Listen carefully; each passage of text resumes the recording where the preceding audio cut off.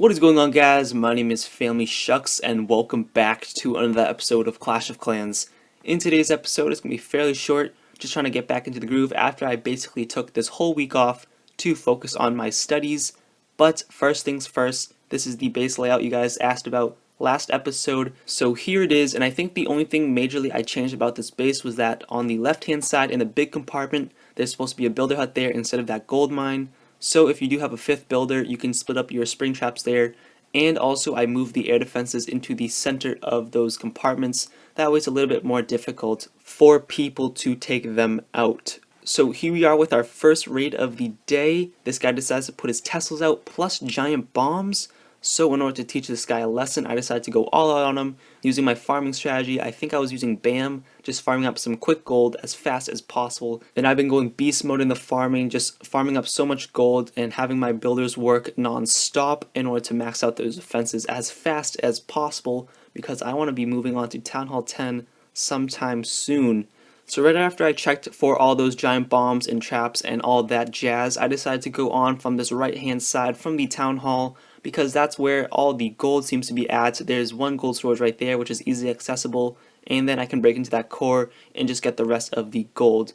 So I noticed that with my tactic of using barge or BAM when I'm farming, it's very similar to the LRC strategy or tactic, whatever you call it, in terms of deployment. So you take out the buildings on the left hand side and then you take out the buildings on the right hand side, and then that way you can just go straight down the middle and just go beeline into the core, and that's exactly what I did right here. And surprisingly, heal spells has been a major part of my farming when using BAM or Barch, because that way I can go deeper into the core and attack more heavily splash oriented bases, because when those wizard towers are firing upon your barbarians and archers and you don't have any wall breakers, that seems to be a huge problem because they'll just take them out as quick as possible. But having the heal spell just lets the barbarians just last longer and also heals all your troops, so that way they can go deeper into that core for more tougher bases, especially the bases with more higher level walls or a more segmented base. So the combination of spells that I've been always using so far is 2 heals, 1 rage, and 1 lightning. So as you just saw, it moved pretty quickly, but I entered that core and took out all the buildings inside very quickly, just using the Barbarian King Iron ability and also 2 heals and 1 rage, which seemed to do the trick and avoid all that splash damage, taking out all my infantry troops. So from then on, I just let my troops run around, trying to get some more extra percentage, just trying to teach this guy not to be a troll and leave your Teslas out.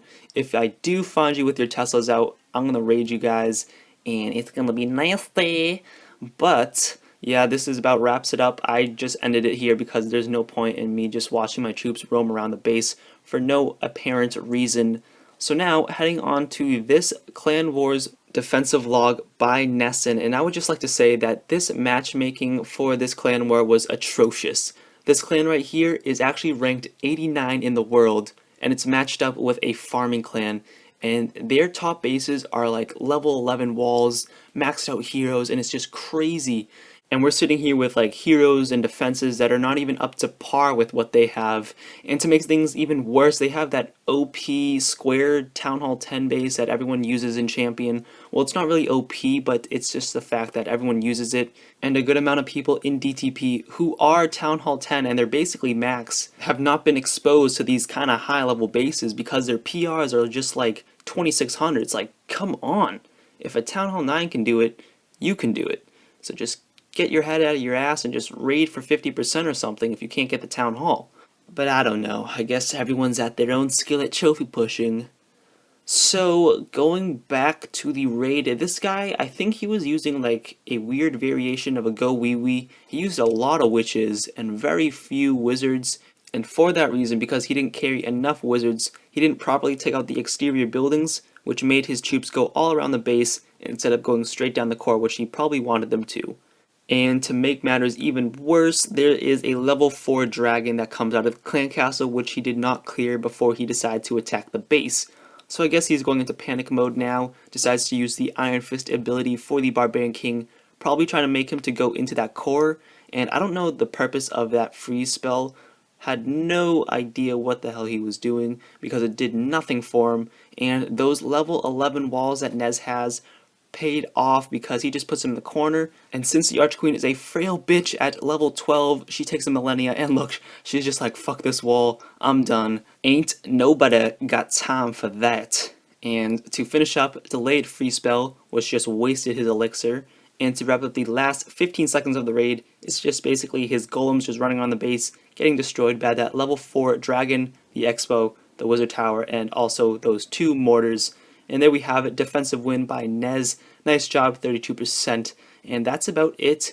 Here is a quick update of my base currently, just all the upgrades that is going on and what it looks like right now. Now before I forget, yes we, because you guys are like my brothers and sisters from another mother, have hit 2K subs, which is a huge milestone.